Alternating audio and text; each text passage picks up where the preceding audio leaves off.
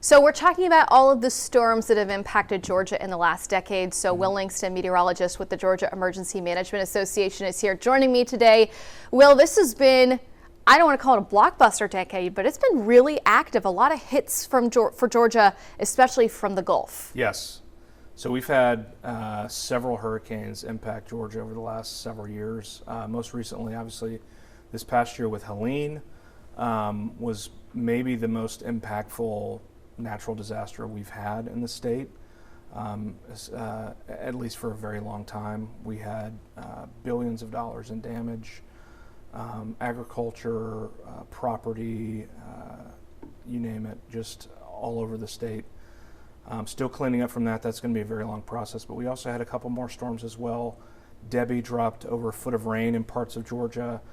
Some moisture associated with Raphael recently also dropped upwards of a foot of rain in Valdosta, and some parts that were even impacted by Debbie as well. So it was quite an active year for us. Obviously high impact, but also with multiple storms. People are still recovering. And you're talking about places like Valdosta that have been hit over and over again. Idalia as well last year hit Valdosta. What's the similarities in the paths of a lot of those storms? What side of the storm are we on? Where are they making landfall? And what does that mean for the impact, especially in the southern and eastern part of the state?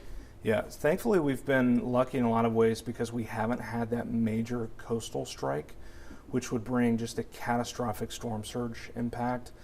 But for South Georgia, they have been very unfortunate over the last several years because, like you're mentioning, these storms that have impacted us have been coming out of the Gulf. They've been making landfall in Florida along the Panhandle and the Big Bend area, and have been moving up through some of the same areas. So Southwest Georgia, South Central Georgia got impacted very heavily by Michael in 2018. Then, like you mentioned, Idalia last year hit Valdosta very hard. And both of those storms were big agricultural impacts. And then this year we have Helene moving through the same areas, bringing hurricane force winds, widespread agricultural devastation, economic impacts with that. We had over 30 deaths in Georgia from Helene this year. And like I mentioned, the flooding as well. A lot of these storms, especially Debbie, will move into Georgia from the Gulf and stall, and we get rain for several days, and so they can cause just significant impacts. Even though we're not getting our coast impacted, we're still getting those Gulf strikes coming up and causing major damage. So take me back the days leading up to Helene. Mm-hmm. What were you all looking at here in the operations centers with the track of the storm and little nudges in the track in those final hours before landfall? So Helene was interesting because we were expecting, in a lot of ways, we got a statewide impact. The governor was saying, and we were really telling our partners that this isn't going to be one specific area of Georgia. This has the potential to impact all 159 counties. Not everywhere is going to be the same level of impact, but it's possible. And what we saw was we were pretty confident that a large area of South Georgia was going to get a heavy impact, and that happened. But also the track shifted a bit to the east in the final 24 hours or so. And so what we were expecting in Metro Atlanta ended up happening closer to Augusta, and they just got devastated. There were power outages for weeks in Augusta, major tree damage. And so we did see that shift a little bit. And so we, in the last several hours leading up to the impact from Helene, we thought, maybe this is going to be less of a Metro Atlanta issue, more of an East Central Georgia issue, and that's what ended up happening. And some of the numbers here from Georgia Power, they had 11,000 poles snapped. Their previous record was from Irma, with just 2,000. The Farm Bureau is estimating that over $6 billion in damage and impact to the agricultural industry. The timber loss, 8.9 million acres of forest land was destroyed from that storm. Talk to me about, you're working as the state kind of emergency management association, but then you have all these local entities. How did that work for you guys helping assist the smaller counties and cities? So the county emergency management agencies are our primary customer. We are here to support them. We have 159 counties. We have 161 emergency management agencies in the state of Georgia. So they're our primary customers. We ended up getting over 2,000 resource requests, over 2,400, I think, just from Helene. And the previous record that we had was just over 1,000 for Michael. So this was more than double the number of resource requests that we ended up having to fulfill for Helene in just a couple-day period. It was even more than we got during COVID, which was a multi-year event, obviously. So I think that just goes to show that the impact was so widespread. A lot of counties, especially rural counties in South Georgia, get overwhelmed pretty easily just because they don't really have the resources. And so when that happens, we're here to help coordinate resources and assist with either personnel or equipment to get down there. And the day that Helene hit, so basically what we did was we didn't move to one specific area of the state to pre-stage and move in, which we would do during Michael, for instance. We were in central Georgia, so just outside of the impact area, but close enough to be able to get there quickly. But with Helene, because we were expecting a statewide impact, everybody pretty much just stayed put until we saw exactly where the heaviest impacts were going to be. And then we sent them down there the Friday as soon as the sun was up, as soon as the winds were low enough to where we could safely get people down there.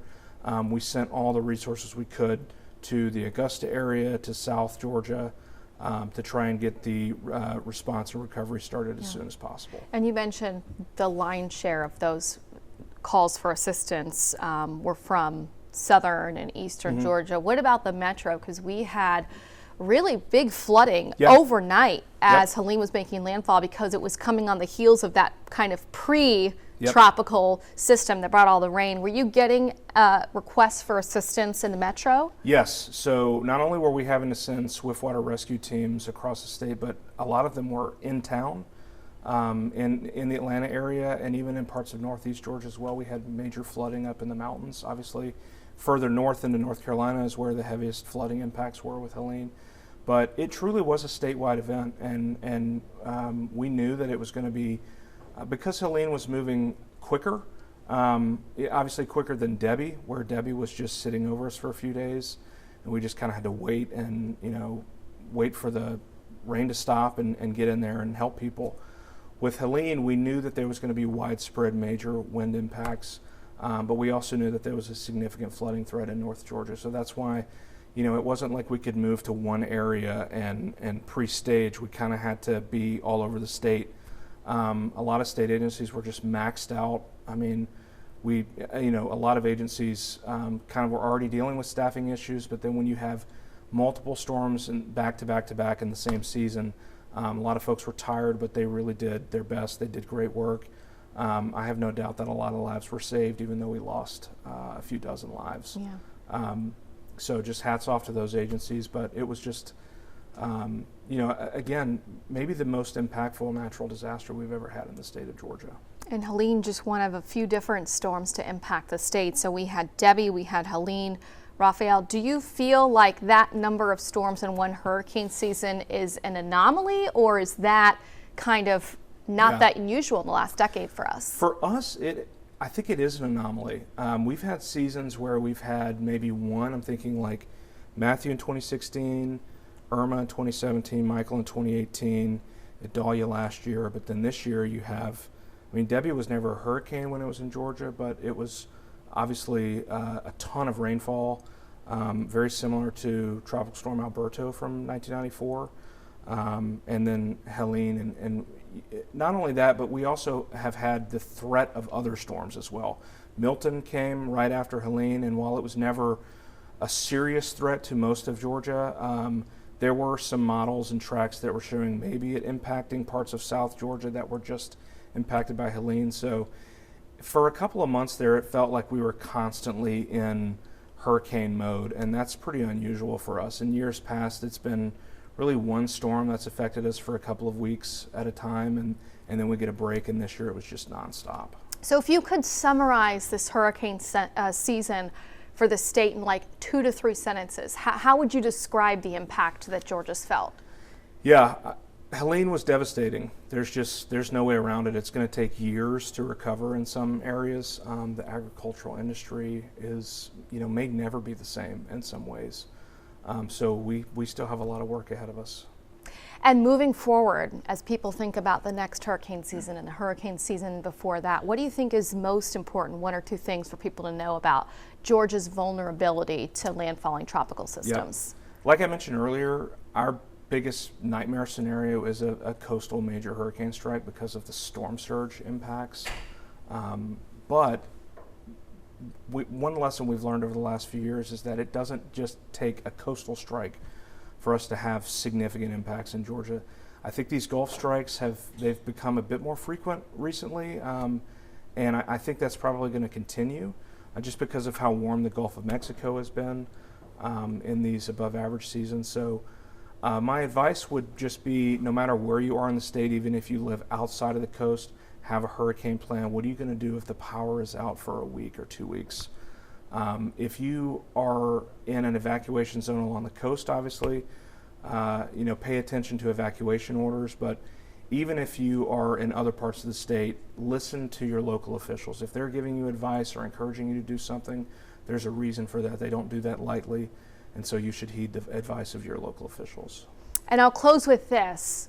When we get into weather disasters, whether it be hurricanes or winter weather coming up, what's the purpose of GEMA? What do people the public need to know about what you all are here for? Yeah, we are here to support the counties and citizens of Georgia with whatever they need. So the counties, there's only so much that they can do. We're there to help them when they need help.